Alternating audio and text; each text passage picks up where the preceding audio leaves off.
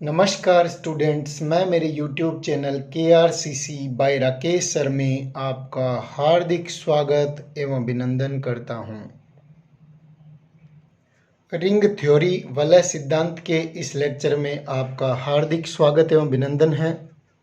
इस लेक्चर में हम वलय सिद्धांत के अंतर्गत रिंग अथवा वलय की संकल्पना का अध्ययन करेंगे।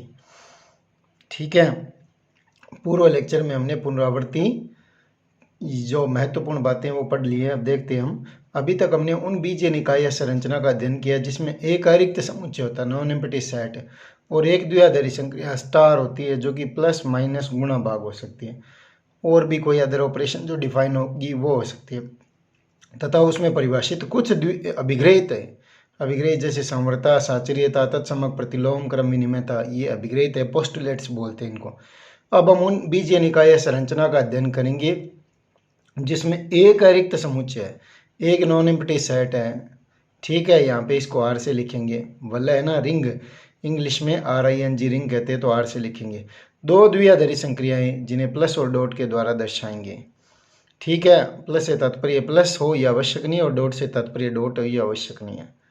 ठीक है, जिसमें कुछ अभिग्रहित परिभाषित हो। अब देखो, तो यहाँ पे दो द्विआधारी संक्रिया, एक अरिक्त समुच्चय और कुछ अभिग्रहितों युक्त बीजीय निकाय या संरचना का अध्ययन करेंगे। अब दो द्विआधारी संक्रिया का महत्वपूर्ण सरलतम निकाय क्या है? वलय। तो वलय के बारे में हम जानने का प्रयास करेंगे इसमें। तो वलय की डेफिनेशन क्या है वो देखते हैं। वलय रिंग, और हिंदी में भी रिंग लिखते हैं कई बार। तो वलय अथवा रिंग की परिभाषा देखते हैं, डेफिनेशन। तो एक अरिक्त समुच्चय आर, अरिक्त है यानी आर का मतलब रियल नंबर नहीं है। यहाँ पे आर कोई भी सेट हो सकता है। जैसे ग्रुप में G4 ग्रुप से लिखते हैं, तो G कोई भी सेट हो सकता है जो ग्रुप अभिग्रहितों का सत्यापन करे या उसको लागू करे। ऐसे आर कोई सेट है। आर का मतलब वास्तविक संख्या नहीं है। यहाँ पे जब तक दिया नहीं गया हो तब तक आपको ऐसे नहीं मानना कि वास्तविक संख्या है। तो ये कोई एक अरिक्त समुच्चय है, देखो यहाँ पे लिखा हुआ भी है। एक अरिक्त समुच्चय आर में परिभाषित दो द्विआधारी संक्रियाएं प्लस है, जिसको योग बोलते हैं। ठीक है, पहली संक्रिया को, और दूसरे को गुणन या डॉट से लिखेंगे। तो ये बीजीय निकाय आर प्लस डॉट एक वलय कहलाएगी। यह कहलाती है यदि R1 लिखा हुआ है, R प्लस क्रम विनिमय ग्रुप हो। R प्लस क्या हो? क्रम विनिमय ग्रुप है। तो क्रम विनिमय ग्रुप कौन सा होता है, किसे कहते हैं हम क्रम विनिमय ग्रुप? ये यहाँ पे लिखा है, देखो R1 लिखा हुआ है। अब R1 में कितनी अभिग्रहित होगी?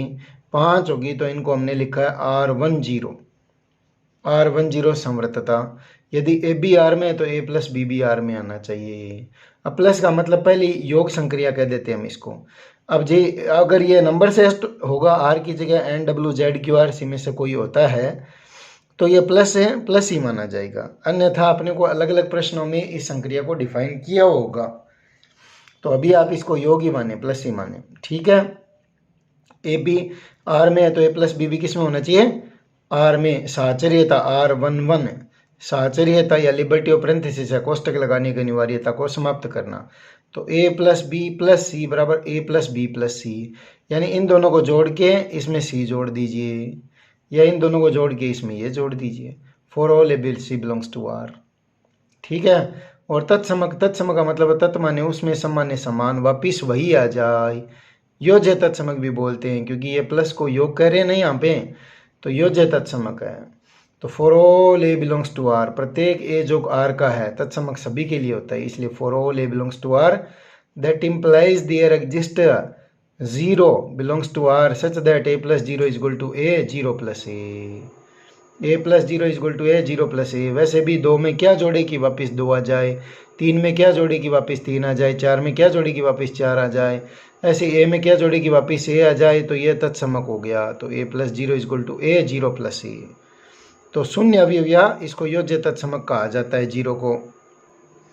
अब प्रतिलोम कौन सा है? ये योज्य प्रतिलोम कहते हैं। इसको ऋण अवयव भी कहा जाता है। क्या कहा जाता है? नेगेटिव एलिमेंट या ऋण अवयव भी कहा जाता है, एडिटिव इनवर्स कहा जाता है। किसी अवयव a बिलोंग्स टू R के लिए -a ऐसा बैठा है कि a में -a जोड़ दे तो शून्य आ जाए।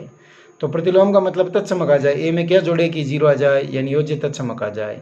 तत्समक का मतलब पुनः वही एलिमेंट आ जाए, वापिस वही आ जाए। और प्रतिलोम का मतलब तत्समक आ जाए, यानी 0। तो प्रतिलोम बिना तत्समक डिफाइन ही नहीं होगा, तो ये होना आवश्यक है, पहले ये ध्यान रख लेना। तो 4 संक्रियाएं हो चुकी है R1 में, समवर्तता, साचर्यता, तत्समक, प्रतिलोम, ठीक है। और एक क्रम विनिमयता और होगी, देखते हैं उसको भी।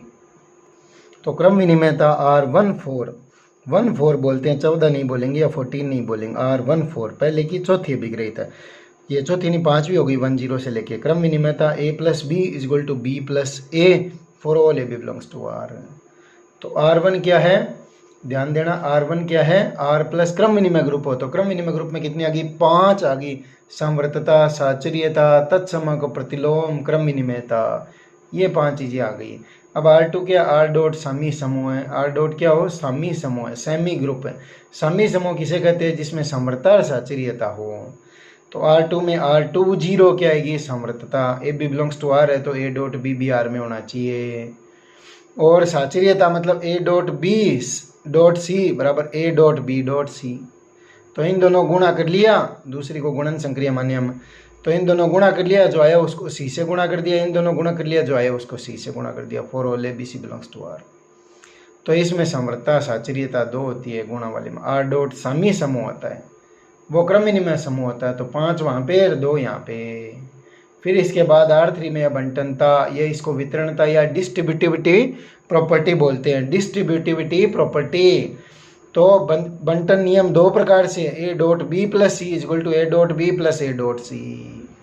तो योग पर गुणन का बंटन है, ये इस तरफ से आ रहा है, योग पर गुणन बंटित हो जा रहा है, तो A dot B A dot C, इसको बोलते हैं योग पर गुणन का बंटन है। क्या बोलते हैं, योग पर गुणन का बंटन, ये गुणा बंट जाता है, A dot B + A dot C।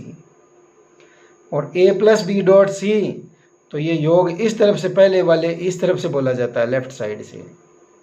A + B dot C क्या होगा, A dot C + B dot C, इसका योग का गुणा पर बंटन, योग का गुणा पर बंटन। तो 2 बंटनता में आ गई, 2 बंटनता में आ गई, ध्यान देना। 5 R प्लस क्रम विनिमय ग्रुप में आ गई और 2 इसमें आ गई और 2 इसमें आ गई, टोटल कितनी अभिग्रहित हुई बताइए। सरल शब्दों में कहा जा सकता है, क्या कहा जा सकता है, R प्लस डॉट एक वलय कहलाएगी यदि R प्लस क्रम विनिमय ग्रुप, तो R प्लस क्रम विनिमय ग्रुप में R10, R11, 12 और 13 और 14 5 आती है अभिग्रहित।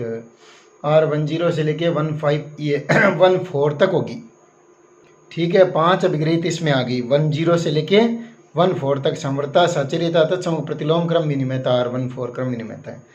और R डॉट साम्य समूह, इसमें क्या होगी, समवर्तता और साचर्यता। तो गुणा के सापेक्ष तत्समक, प्रतिलोम और क्रम विनिमयता, ये 3 सीटें यहाँ पे खाली है। जैसे इसमें 5 सीट है तो इसमें भी 5 हो सकती है ना, गुणा के सापेक्ष भी तो ग्रुप हो सकता है, तो वो 3 सीटें यहाँ पे खाली है, अभी ध्यान देना है इसको। फिर बंटनता कितनी है, 2, R31 और R32। इसकी परिभाषा को आप याद कर लीजिए, बहुत इंपॉर्टेंट है वलय की। तो ये 9 चीज़ें होती है वलय में, वलय में कितनी होती है, ये 9 थिंग्स होनी चाहिए। क्रम विनिमय ग्रुप होना चाहिए, तो इसमें 5 आ गई, क्रम विनिमय ग्रुप में साम्य समूह में 2 आ गई, 3 सीटें अभी यहाँ पे खाली है। गुणा के सापेक्ष, तत्समक, प्रतिलोम और क्रम विनिमयता, ये ध्यान देना है, इसके आधार पर आगे डेफिनेशन चेंज होगी।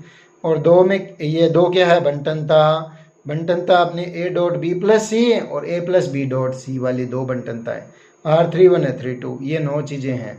वैसे भी ABCD में R 18 नंबर पे आता है, 18 में 1 और 8 जोड़िए तो 9।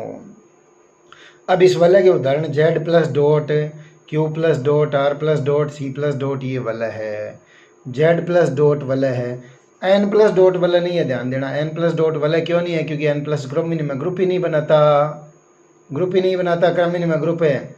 N प्लस क्रम विनिमय ग्रुप नहीं है, क्यों, क्योंकि 2 प्राकृत संख्या जोड़ तो प्राकृत संख्या होता है, R10 मिल जाएगी, साचर्यता मिल जाएगी, तत्समक नहीं मिलेगा। किसी प्राकृत संख्या में क्या जोड़ेगी, वापिस वही आ जाए, तो क्रम विनिमय ग्रुप नहीं है। तो ग्रुप यहाँ से बनना शुरू होता है, Z प्लस क्रम विनिमय ग्रुप है, Z डॉट साम्य समूह है और 2 बंटनता भी इसमें है, इसलिए Z plus dot, Q plus dot, R plus dot, C plus dot है। ये ग्रुप के एग्जाम्पल, आप इनको वेरीफाई कर सकते हैं इसमें, क्योंकि हम ग्रुप पढ़ चुके हैं और उसमें एग्जाम्पल ग्रुप के देख लिए हमने। तो Z प्लस B ग्रुप होता है, Q प्लस B ग्रुप होता है, R प्लस B क्रम विनिमय ग्रुप होता है, C प्लस B क्रम विनिमय ग्रुप होता है। तो ये सारे Z plus Q plus R plus C plus क्रम विनिमय ग्रुप है। और जेड डॉट समी समूह होती है, क्योंकि दो पूर्णांकों का गुणा एक सदैव एक पूर्णांक होता है, पूर्णांक साचर्य नियम का पालन करती है। ऐसा ही परिमेय में होता है, रहस्य वास्तविक में, रहस्य ही सम्मिश्र संख्याओं में। अब देखते हैं हम वलय के प्रकार, टाइप्स ऑफ रिंग्स, वलय के प्रकार। अब तत्सम की वलय देखते हैं। वलय के प्रकार में सबसे पहले तत्सम की वलय, तो योग के सापेक्ष तो तत्समक होती है वलय, ये ध्यान रखना है। तो ring with unity, ring with unity, तो कोई वलय r प्लस डॉट तत्सम की वलय कहलाएगी यदि इसमें द्वितीय संक्रिया यानी डॉट के सापेक्ष गुणात्मक तत्समक विद्यमान हो। द्वितीय संक्रिया यानी डॉट के सापेक्ष गुणात्मक तत्समक विद्यमान हो। तो r प्लस डॉट वलय यानी वलय, जैसे महापुरुष है तो वो पुरुष तो होगा ही, तो तत्सम की वलय इसका मतलब वलय तो होगी, तो 9 चीज़ें तो है ही इसमें, इसके अलावा कुछ एक्स्ट्रा ऐड की जा रही है, ध्यान देना। तो r प्लस डॉट तत्सम की वलय कहलाएगी यदि इसमें द्वितीय संक्रिया डॉट के सापेक्ष गुणात्मक तत्समक विद्यमान हो।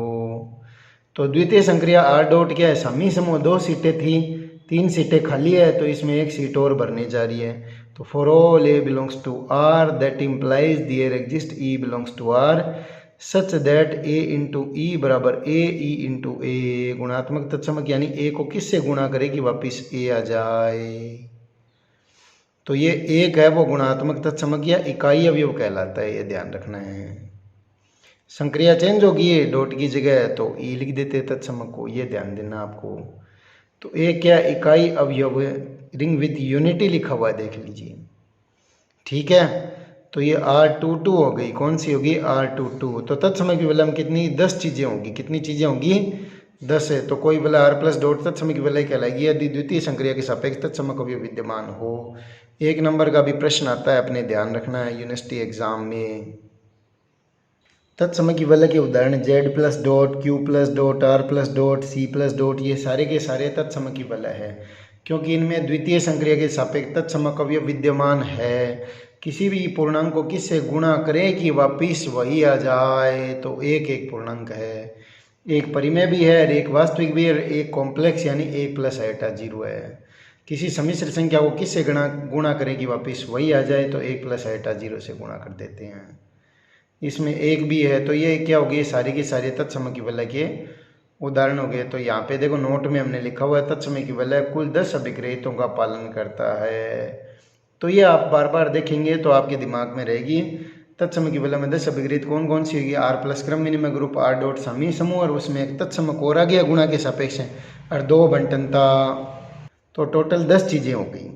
अब दूसरा लेते हैं क्रम विनिमय वलय या commutative ring, ring with commutativity या क्रम विनिमय वलय कम्यूटेटिव रिंग कहा जाता है। तो वलय से देनी परिभाषा, क्रम विनिमय वलय, तो वलय तो है ही, तो कोई वलय r प्लस डॉट क्रम विनिमय वलय कहलाएगी यदि द्वितीय संक्रिया, क्योंकि जोड़ के सापेक्ष तो क्रम विनिमय होता ही है, r प्लस क्रम विनिमय ग्रुप, वो 5 अभिग्रहित तो है ही। अब क्रम विनिमय वलय नाम है तो गुणा के सापेक्ष ही आएगी, तत्समय की वलय है तो वो भी गुणा के सापेक्ष है, दूसरी संक्रिया के सापेक्ष। तो द्वितीय संक्रिया डॉट के सापेक्ष क्रम विनिमयता का पालन करती हो। तो r डॉट समी समूह तो है ही है, एक क्रम विनिमयता और, तो वो कौन सी होती है, R24 है, जो जिस नंबर पे है क्रम विनिमयता का सीट नंबर यही है, R24 पे आएगी तो ये 24 पे बैठेगी। तो a dot B equal to B dot A, for all A B belongs to r।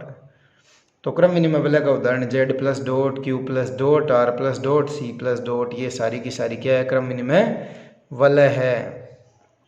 तो यहाँ पे नोट लिखा हुआ है क्रम विनिमय वलय कुल 10 अभिग्रहितों का पालन करती है। तो क्रम विनिमय वलय में वलय की 9 हो गई है क्रम विनिमयता गुणा के सापेक्ष R24।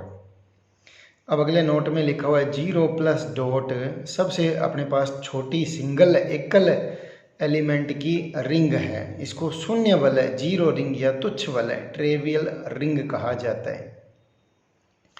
ये वलय एकल अवयव युगात्मक तत्समक से बनी है। तो 0 प्लस क्रम विनिमय ग्रुप है, समृता 0 में जोड़ो 0 0, इससे बाहर जाएगा नहीं समृता, साचर्यता का भी पालन करेगी, 0 प्लस 0 प्लस 0, कैसे जोड़ लो 0 प्लस 0 प्लस 0, तत्समक भी आ जाएगा, 0 में क्या जोड़ेंगे वापस 0 आ जाएगी, प्रतिलोम 0 में क्या जोड़े वही कि इसका -0 करेंगे तो भी 0 ही आना है, 0 प्लस माइनस तो होता नहीं। तो 0 का प्रतिलोम भी स्वयं यानी तत्समक का प्रतिलोम स्वयं ही होता है वो, ठीक है। और ये आपके क्रम विनिमय का भी 0 + 0 = 0 + 0। तो ये सभी अभिग्रहितों का पालन करेगी पूरी 9 की 9। तो ये वलय है, तो सबसे छोटी वलय होगी, एक तरह से शून्य वलय या तुच्छ वलय कहा जाता है। ये वलय एकल अवयव योगात्मक तत्समक से बनी है। तो ये उदाहरण भी आप याद रख सकते हैं। आपको पूछा जाए शून्य वलय या तुच्छ वलय किसे कहते हैं तो आप आसानी से बता सकते हैं। अब अगली वलय 3 नंबर पे बूलियन रिंग या बूलिय वलय कहा जाता है। तो बूलिय वलय किसे कहते हैं ये बताना है। तो कोई वलय r+, कोई वलय कहते ही 9 चीज़ें हैं, इसमें ध्यान रखना। r+ क्रम विनिमय ग्रुप, r. समी समूह और 2 बंटनता। बूलिय वलय कहलाएगी यदि इसके सभी अवयव वर्ग सम हो। वर्ग इनका वर्ग करें वो सम यानी समान, यानी उसका किसी संख्या का वर्ग उसके ही समान आ जाए, तो वर्ग सम हो। तो हमें पता है 2 ही संख्या है जिनका वर्ग उसके समान होता है, एक तो 0 का और एक 1 का, इसके अलावा नहीं होती। तो अर्थात a² = a हो जाए for all a belongs to r, सभी के लिए। ठीक है, तो ये बूलिय वलय कहलाती है। बहुत इंपॉर्टेंट डेफिनेशन है। तो जैसे 0 और 1 2 एलिमेंट दे रखे हैं और +2, इसको बोलते हैं मॉड्यूलर एडिशन। मॉड्यूलर एडिशन +2 और मॉड्यूलर मल्टीप्लिकेशन @2 एक बूलिय वलय है, क्योंकि 0 का स्क्वायर या 0 × 0 मॉड्यूलर मल्टीप्लिकेशन 2 के तहत बराबर 0 आएगा, और 1 का स्क्वायर बराबर 1 है, तो ये मॉड्यूलर मल्टीप्लिकेशन 1 × 1 के तहत भी 1 ही आएगा ये। ठीक है, तो ये बूलिय वलय की परिभाषा होगी। इंपॉर्टेंट डेफिनेशन है, ध्यान रखना इसको। किसे कहते हैं, कोई वर्ग सम हो, a² = a हो, a² = a। इसका एग्जाम्पल भी आपको याद रखना है। तो 3 प्रकार की वलय हमने अभी तक पढ़ ली है, तत्सम की वलय, क्रम विनिमय वलय और बूलिय वलय, और एक तुच्छ वलय की डेफिनेशन और पढ़ी है। तो अब 4 नंबर पे देखते हैं वलय में शून्य के भाजक। वलय में शून्य के भाजक 0 divisors in a ring. 0 divisors in a ring. तो वलय में शून्य के भाजक 0 डिवाइजर्स इन ए रिंग क्या है, इसको देखते हैं। तो r+. एक क्रम विनिमय वलय है, अर्थात 10 चीजें ध्यान देना, क्रम विनिमय वलय है। वलय है और क्रम विनिमयता गुणा के सापेक्ष हो गई। r+ क्रम विनिमय ग्रुप, r. समी समूह और एक क्रम विनिमयता और है, और 2 बंटनता। ठीक है, और a r में अवयव ऐसा है कि a 0 नहीं है, अर्थात योग सापेक्ष तत्समक नहीं है। के संगत b बिलोंग्स टू r इस प्रकार है कि b भी 0 नहीं है, अस्तित्व हो कि उनका गुणा 0 आ जाए, तब a को वलय के शून्य के भाजक कहा जाता है। a को वलय में शून्य के भाजक कहा जाता है, ध्यान देना।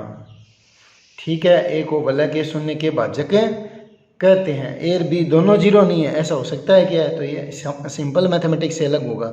a और b दोनों ही 0 नहीं है, फिर भी उनका गुणा 0 आ जाए। दोनों 0 नहीं है, फिर भी उनका क्या आ जाए, गुणा 0 आ जाए। ये ध्यान से देखना एग्जाम्पल। तो इसका एग्जाम्पल दे रखा है 0 1 2 3 4 5 +6 और .6। ठीक है, या Z6 + 6 .6 भी इसको कहा जाता है। ये ध्यान देना, इनकी क्लास बनती है। तो +6 लिखा है तो एलिमेंट 0 से लेके 5 तक ही आएंगे, टोटल एलिमेंट 6 होंगे। तो 0 1 2 3 4 5 +6 .6 क्या है, ये शून्य के भाजक सहित वलय है, या इसमें शून्य के भाजक विद्यमान है। कैसे विद्यमान है, देखिए 2 को 3 से 2 3 और 4 शून्य के भाजक है, क्योंकि कह रखा है 2 को 3 से गुणा करो, तो 2 × 3 कितना आता है, 6। अब ये मॉड्यूलर मल्टीप्लिकेशन है, इसमें 6 में 6 का भाग देने पर जो शेष फल आता है वो लिखा जाता है। तो जो गुणनफल आता है उसमें इसका भाग देना है 6 का, तो भाग देना है, तो भाग देना है, या इसमें से घटा लेना है। भाग भी क्या, एक तरह से बार बार घटाव की क्रिया तो है भाग, जब तक कि शेष फल शून्य न प्राप्त हो जाए। ठीक है, तो 2 × 3 भाग 6 दे देते हैं, शेष फल क्या बचा वो लिखा जाता है यहाँ पे। 3 × 2 6 हो गया, भाग 6 का दे देते हैं, शेष फल क्या बचा। 4 × 3 12, 6 का भाग देते हैं, शेष फल क्या बचा वो लिखा जाता है। तो ये सारे क्या हो गए, इनका गुणा, यानी 2 भी 0 नहीं है, 3 भी 0 नहीं है, फिर भी इन दोनों गुणा 0 आ रहा है। तो देखो a भी 0 नहीं है और b भी 0 नहीं है, फिर भी इनका गुणा 0 आ जाए, तो ये मॉड्यूलर मल्टीप्लिकेशन में ही संभव है। ठीक है, 2 और 3 दोनों 0 नहीं है, फिर भी इनका गुणा 0 है। 3 और 2 दोनों 0 नहीं है, फिर भी उनका गुणा 0 है। और यहाँ पे 4 और 3 दोनों 0 नहीं है, फिर भी उनका गुणा 0 है। अब 5 नंबर पे लेते हैं शून्य के भाजक रहित वलय रिंग विदाउट जीरो डिवाइजर्स। शून्य के भाजक सही तो पढ़ लिए, ए और बी दोनों जीरो नहीं है, फिर भी उनका गुणा जीरो आ जाए। अब शून्य के भाजक रहित वलय क्या है, रिंग विदाउट जीरो डिवाइजर्स क्या है, कोई वलय आर प्लस डॉट शून्य के भाजक रहित वलय कहलाता है यदि आर में शून्य के भाजक विद्यमान नहीं हो। शून्य के भाजक विदाउट भाजक विद्यमान न हो, अर्थात ए बी आर में एसएस दैट इनका गुणा जीरो कब होगा, या तो ए जीरो होगा या बी जीरो होगा।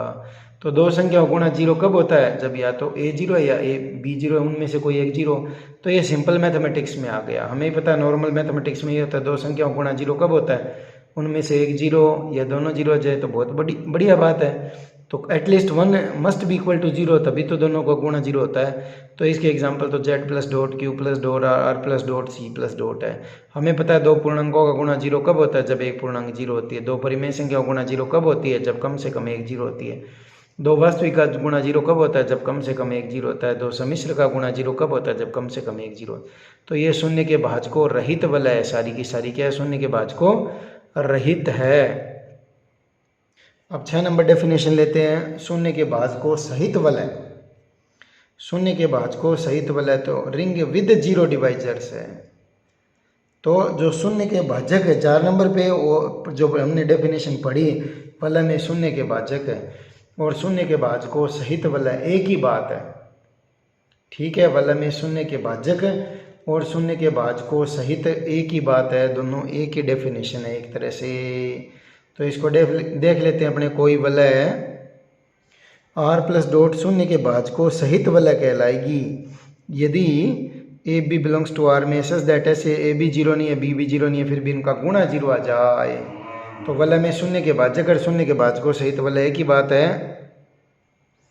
ठीक है, इसका एग्जाम्पल लेते हैं अपने। तो वलय वही एग्जाम्पल लिया हुआ, देखो 0 1 2 3 4 5 प्लस 6 डॉट 6, ये शून्य के भाजक सहित वलय है क्योंकि 3 भी जीरो नहीं है 4 भी जीरो नहीं है, फिर भी उनका गुणा जीरो है।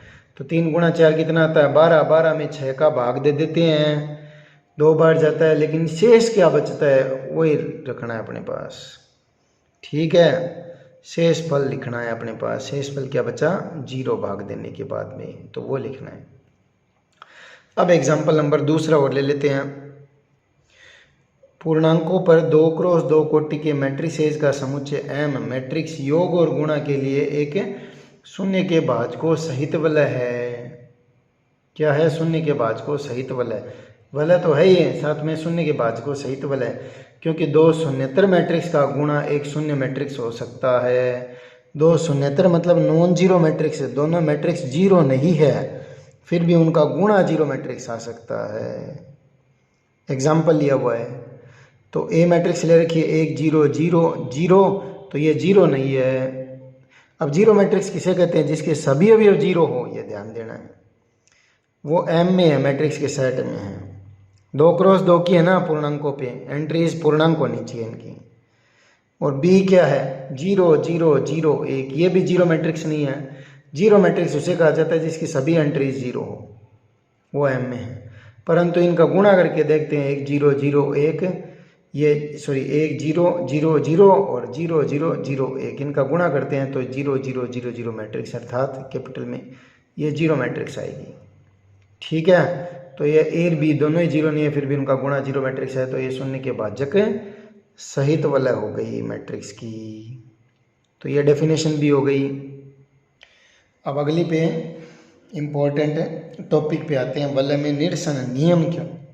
निरसन का मतलब होता है कैंसिल, काटने का, cancellation law in ring, Hindi शब्द है, ये थोड़ा टिपिकल है, ध्यान देना है। वलय में निरसन नियम, कैंसिलेशन लॉ इन रिंग, वलय में कैंसिल करने का, काटने का नियम एक वलय में क्या है।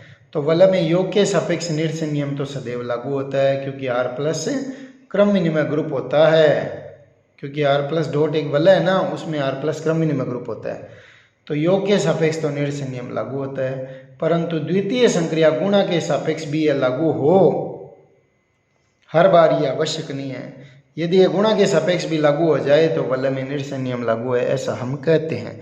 तो गुणा के सापेक्ष निरसन नियम क्या है, इसको देखना है। ए बी आर में है, सच दैट इस प्रकार है कि ए जीरो नहीं है, और ए बी बराबर ए सी, ए बी बराबर क्या है ए सी। अब ए कौन सी साइड है, लेफ्ट साइड है, तो लेफ्ट साइड से ए को काट दिया। ए को क्यों काट दिया है, तो इनका प्रतिलोम विद्यमान है, यानी 1/a से दोनों तरफ गुणा कर देंगे। ए 0 नहीं है ना, तो 1/a से गुणा कर देते हैं ए का प्रतिलोम, तो बी बराबर सी आ जाता है। इसको बोलते हैं LCL, लेफ्ट कैंसिलेशन लॉ, वाम निरसन नियम। वाम निरसन नियम क्या कहते हैं, वाम निरसन नियम, ठीक है। Left cancellation law, left side से काटने का नियम हो गया एक तरह से। इसी प्रकार ए 0 नहीं है और बी ए बराबर सी है।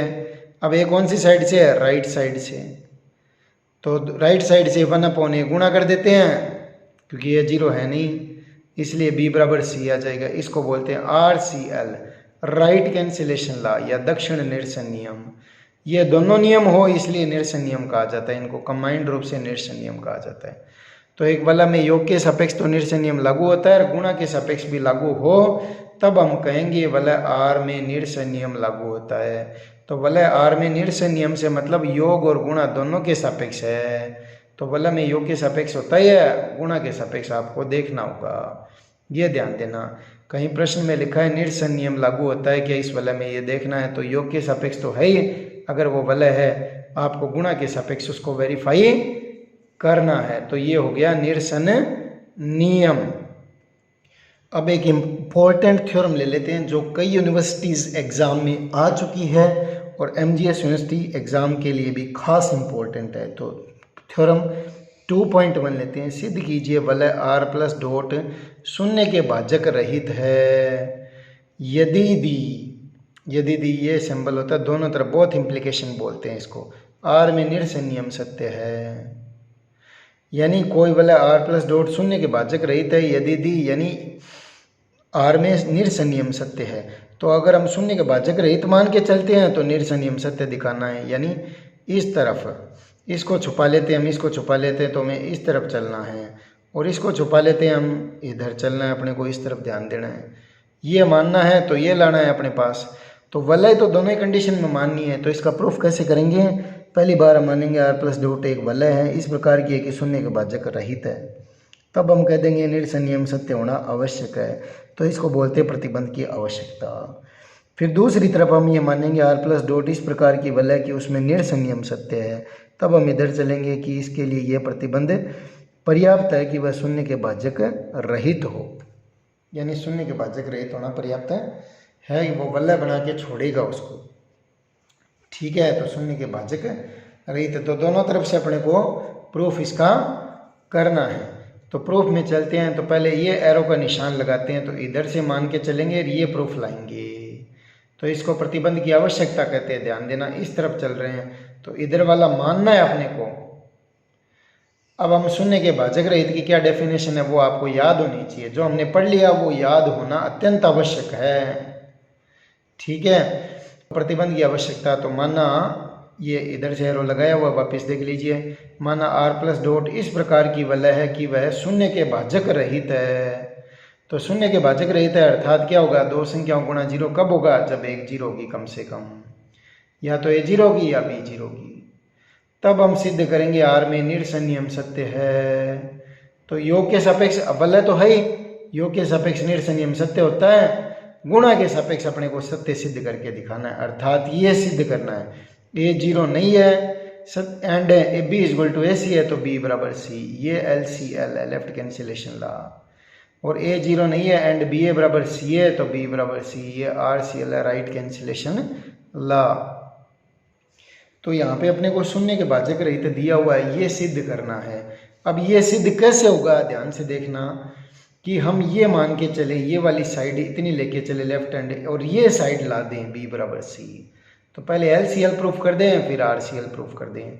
तो इसके लिए हमने क्या किया है, ध्यान से देखना। माना ABC R में है, सच दैट इस प्रकार है कि A 0 नहीं है और AB बराबर AC, यानी ये ले लिया।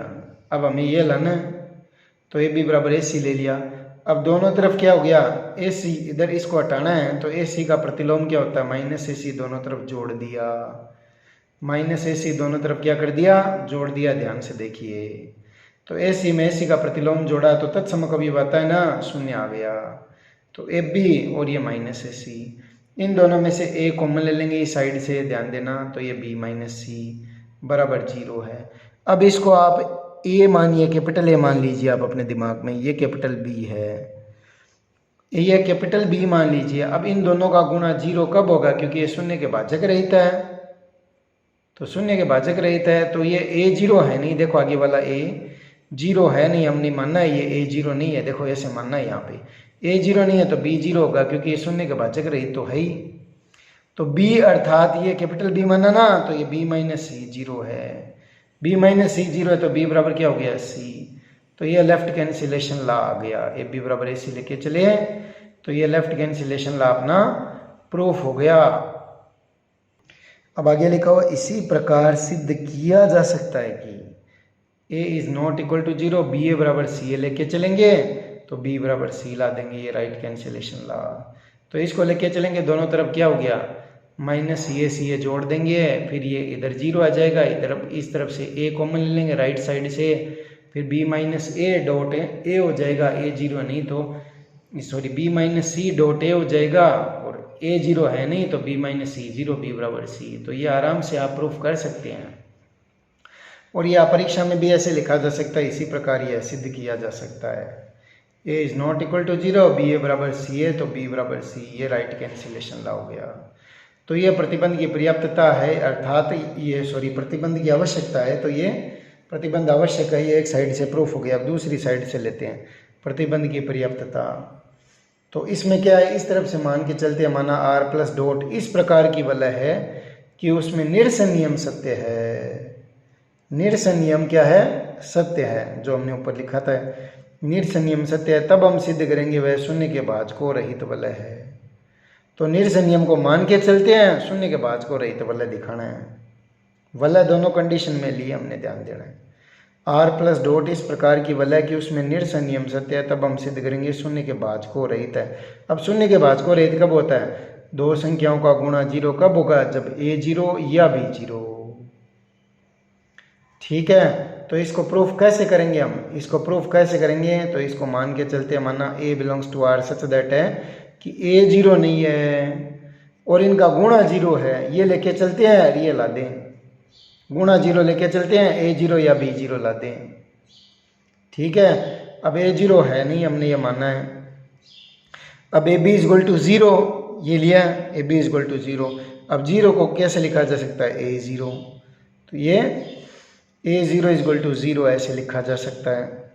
तो इसमें अब निरसन नियम लग गया, ध्यान से देखिए, ए बी बराबर ए सी की तरह माना, ए बी बराबर ए सी, तो दोनों तरफ से ए लेफ्ट साइड से उड़ गया, ये लेफ्ट कैंसिलेशन ला गया, तो b बराबर 0 आ गया। तो a 0 नहीं है तो b बराबर क्या हो गया, 0। तो अतः r में शून्य के भाजक नहीं है, अर्थात शून्य के भाजकों रहित है। तो ये अपनी थ्योरम यहाँ पे प्रूफ हो गई, हेंस प्रूव्ड। इस वीडियो में इतना ही। आपको यह वीडियो कैसा लगा कमेंट करके हमें अवश्य बताएं, और वीडियो को लाइक करना न भूलें, और हमारे चैनल को ज़्यादा से ज़्यादा शेयर करें एवं सब्सक्राइब करें। टिल देन, जय श्री राम, आपका दिन मंगलमय हो।